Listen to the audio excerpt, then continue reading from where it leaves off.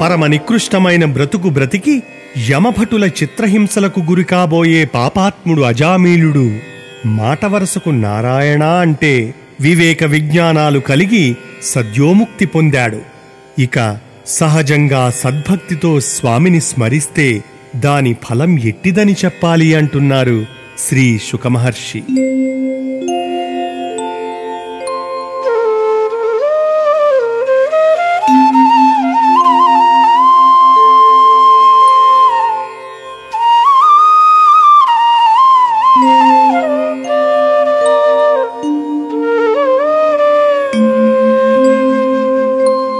కోరిన వారలకెల్లను చేరువ కైవల్య పదము సిరివరుని మదింగోరని వారలకెల్లను దూరము మోక్షాప్తి ఎన్ని త్రోవలనైనన్